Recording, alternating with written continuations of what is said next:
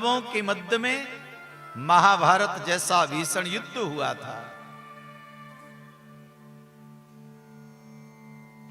परिणाम जो हुआ वो सबके सामने है। कौरवों को बारंबार समझाने का प्रयास किया गया।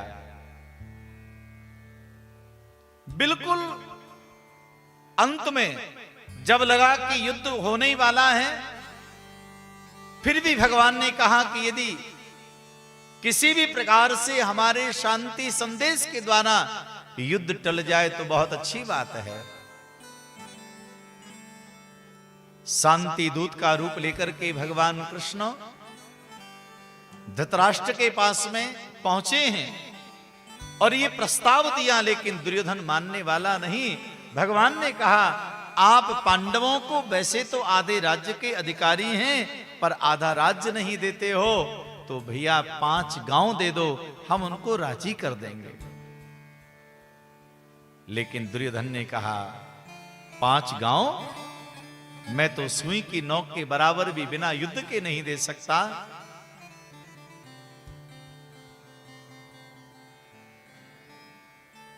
युद्ध को स्वीकार कर लिया। कौरव और पांडवों के मध्य में जब महाभारत का युद्ध हुआ तो प्राय करके कौरव मारे गए। अंत में दुर्योधन बचा और उस दुर्योधन की जंगा को वृकोदर भीम ने अपनी गदा के प्रहार से तोड़ दिया है महाराज।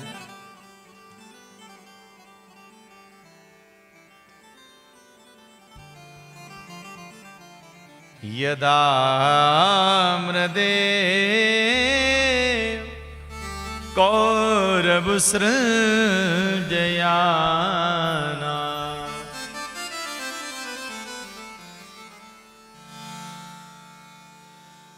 दुर्योधन अपनी मृत्यु के अंतिम सांसों को गिन रहा है। पांडव प्रसन्न हैं। 5 पांडव भगवान वेदव्यासी के यहां पर सत्संग करने को चले गए। दुर्योधन मरणासन अवस्था में पड़ा हुआ है और उसी समय द्रोणाचार्य के पुत्र अश्वत्थामा उनके पास में आए और कहा, दुर्योधन ये तुम्हारी हालत? दुर्योधन ने कहा, गुरुपुत्र मैं तो मरने वाला हूं, पर एक चिंता ऐसी है मेरे मन में, उस चिंता को लेकर के मरना नहीं चाहता। क्या चिंता है? पांडवों से हमारा युद्ध हुआ, हम 100 भाई हैं और वो 5, हम सबके सब मारे गए, लेकिन 5 पांडवों में से एक भी कम नहीं हुआ। और मैं सुख से मर भी नहीं पा रहा हूं, क्योंकि मुझे एक वरदान मिला हुआ है, अपार दुख और अपार सुख यदि मुझे एक साथ मिल जाए तो ही मेरी मृत्यु होगी, नहीं तो मैं तड़पता रहूंगा। दुख तो मुझे बहुत मिल गया, मेरी आंखों के सामने पूरा परिवार समाप्त तो हो गया, और प्रसन्नता मुझे केवल पांडवों की मृत्यु के बाद ही मिलने वाली है। तो कहा, चिंता ना करो, हम संकल्प लेते हैं पांडवों का वध अवश्य करेंगे। एक बार भाव से बोलिए हर हर, जोर से बोलिए हर हर महादेव। तो कहा, ठीक है। अश्वत्थामा निकल पड़ा, पांचाली देवी द्रौपदी के शिविर में पहुंचा है। देखा पांचाली द्रौपदी के वो 5 पांडव पुत्र सोए हुए थे। अश्वत्थामा ने तलवार के प्रहार से 5 पुत्रों के सर काट दिए। अपने आप में प्रसन्न हो गया, न जाने मैंने कितना बड़ा काम कर लिया। और उन 5 पांडव पुत्रों के सिरों को एक पोटली में बांध करके दुर्योधन के पास में ले आया। कहा, दुर्योधन तुम कह रहे थे ना कि पांडवों को कोई मार नहीं सकता है, मैंने पांडवों का वध कर दिया, तो कुछ प्रमाण लाए हो? कहा, मैं पांडवों के सर लेकर के आया हूं। दुर्योधन ने कहा, बहुत अच्छी बात है, तो भीम का सर कहां पर है? अकेले भीम ने मेरे 99 भाइयों को मारा और मेरी भी मृत्यु होगी, उसका भी श्रेय उसी को जाएगा। आज भीम के सर को लाओ, उसको मैं अपने हाथों से मसलना चाहता हूं। तो अश्वत्थामा ने भीम के पुत्र का सर दे दिया और जैसे दुर्योधन ने दबाया तो उसका तो चूर्ण बन गया। दुर्योधन ने कहा यह भीम का सर नहीं हो सकता, उसका तो लोहे का है। सही बताओ किसको तुमने मारा है? तो कहा मैंने पांडव पुत्रों को मारा है। दुर्योधन को दुख भी एक साथ आया और सुख भी एक साथ मिला, तो दुर्योधन का तो प्राणांत हो गया। इधर महाराज अश्वत्थामा भयभीत हो गया कि अब समाचार पांडवों को मिलेगा तो वो मुझे मार डालेंगे।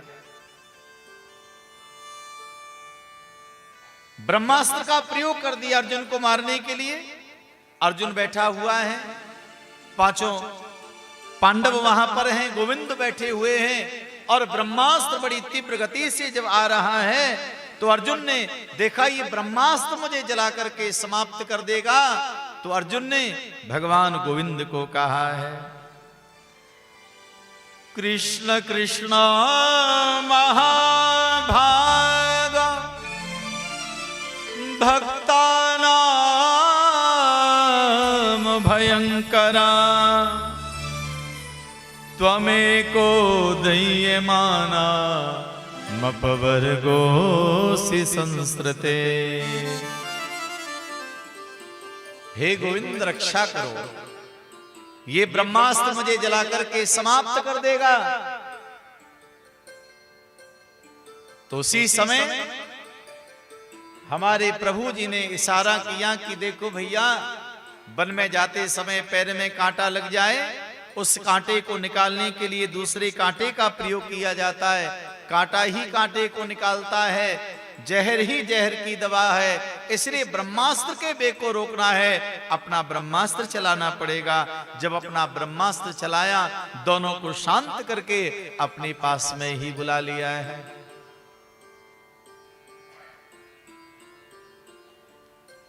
और उसी समय महाराज अर्जुन ने अश्वत्थामा को पकड़ लिया और पकड़ के भरी सभा में लेकर के आए, जहां पर पांचाली द्रौपदी है, रुदन कर रही, उसके सामने उसके मित्रपुत्रों के शव पड़े हुए हैं। समाज वहां पर एकत्रित है, वहीं पर अश्वत्थामा को अर्जुन ने खड़ा कर दिया है। अर्जुन ने कहा, देवी द्रौपदी, तुम्हारे 5 पुत्रों को मारने वाला पापी तुम्हारी आंखों के सामने है। बताओ इस पापी को क्या दंड दिया जाए? जो भी तुम कहो। सब लोगों की दृष्टि आज द्रौपदी के मुख पर टिकी हुई है। आखिर में द्रौपदी क्या निर्णय करेगी? लोगों ने सोच लिया द्रौपदी इसको मृत्यु दंड ही दिलवाएगी। सब लोग विचार कर रहे थे, लेकिन द्रौपदी ने तो कमाल कर दिया। द्रौपदी ने कहा अर्जुन को, हे आर्यपुत्र, यदि आप मेरी बात मानते हो तो आप इसे छोड़ दीजिए।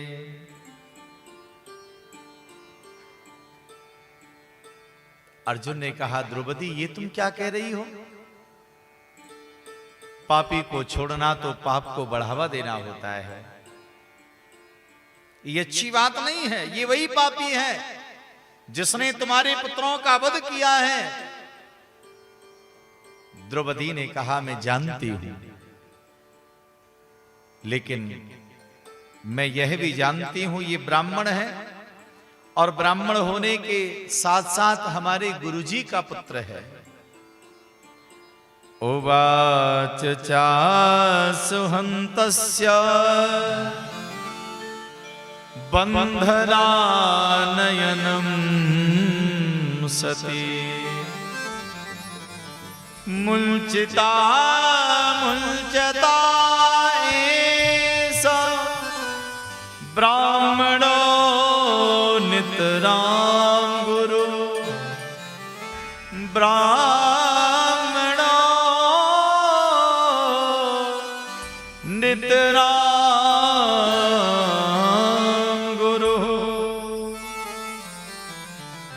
ब्राह्मण है, हमारे गुरुजी का पुत्र है, आप इसे छोड़ दीजिए।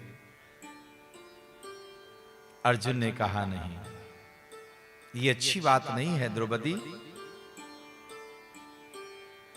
पापी को छोड़ने से पाप बढ़ेगा। लेकिन द्रौपदी कहती हैं, कितने उपकार हैं गुरुदेव के हमारे जीवन में, आप विचार करिएगा। गुरुजी महाराज यदि चाहते तो विश्व का, भारत का सबसे श्रेष्ठ धनुर्धर अपने पुत्र को बना देते। लेकिन हे आर्यपुत्र, उन्होंने भारत का, विश्व का सबसे श्रेष्ठ धनुर्धर उन्होंने आपको बनाया है। कितने उपकार हैं।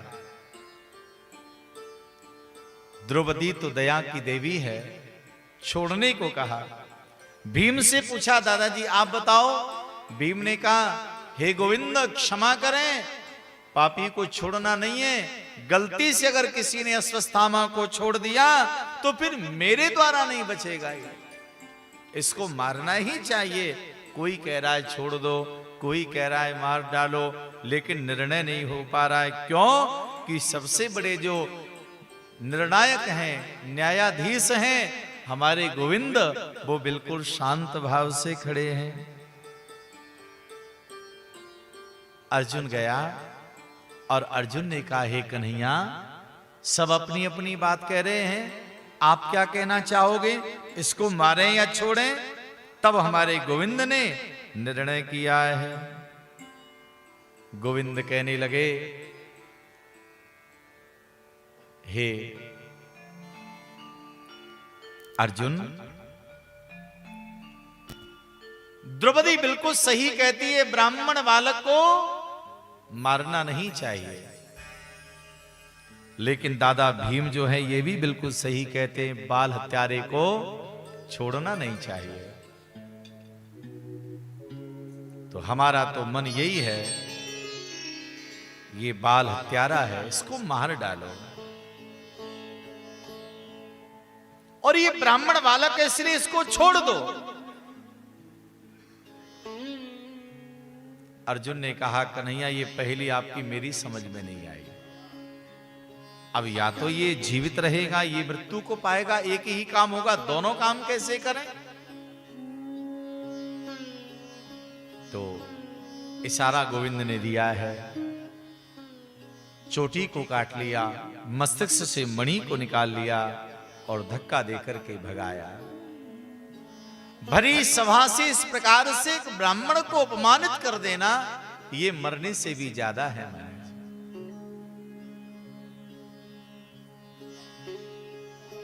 अश्वत्थामा को चाहिए था कि काम तो हमने मरने का किया, लेकिन द्रौपदी ने हमको छुड़वा दिया। प्रसन्न होना चाहिए था, लेकिन अश्वत्थामा विचार करने लगा, इतना भारी अपमान मेरा किया है, मैं बदला लेकर के मानूंगा, इनके वंश को मैं निर्वंश करके मानूंगा मैं। तो महाराज उसी समय प्रण कर लिया और पांडवों के वंश को निर्वंश करने के लिए अश्वत्थामा विचार करने लगा, अब इनके वंश में शेष कौन बचा है। तो ध्यान आया, जो अभिमन्यु है, जो मारा गया, उसकी विधवा पत्नी जो है ना, वो पुत्र को जन्म देने वाली है। अगर उसके पुत्र को गर्भ में ही समाप्त कर दिया जाए तो पांडवों का वंश निर्वंश हो जाएगा। ब्रह्मास्त्र को बुलाया और उत्तरा के गर्भ को समाप्त करने के लिए छोड़ दिया है। इधर मेरे भगवान द्वारिका जाने की यात्रा के लिए बिल्कुल तैयार हैं। द्वार पर रथ खड़ा हुआ है। भगवान सबको बारी बारी से प्रणाम निवेदित करते हुए रथ की ओर आगे भगवान बढ़े हैं। और मेरे ठाकुर जी ने अपना एक चरण रथ पर जैसे ही रखा, उसी समय महाराज ब्रह्मास्त्र आया, उत्तरा को जैसे ही तकलीफ देने लगा, उत्तरा भयभीत हो गई, द्रौपदी के पास में गई, हे माता रक्षा करो। ये ब्रह्मास्त्र मेरे गर्भ को समाप्त कर रहा है। द्रौपदी ने कहा, बेटी संसार वालों को मैंने देखा है, भली भांति मैं जान चुकी हूं, कोई तेरी रक्षा नहीं करेगा। तुझे अगर रक्षा चाहनी है बेटी तो अभी द्वारिकानाथ यहीं पर हैं, उनके चरण पकड़ लो। जो द्रौपदी ने कहा उत्तरा दौड़ पड़ी। अभी गोविंद ने एक ही चरण रथ में रखा था, दूसरा चरण रखने ही वाले थे। उत्तरा ने उस दूसरे वाले चरण को कसके पकड़ लिया। गोविंद ने देखा हमारा चरण क्यों नहीं उठ रहा है, तो नीचे देखा अभिमन्यु की पत्नी उत्तरा ने गोविंद का चरण पकड़ा हुआ है। भगवान कहने लगे, पुत्री उत्तरा बेटी क्या हुआ?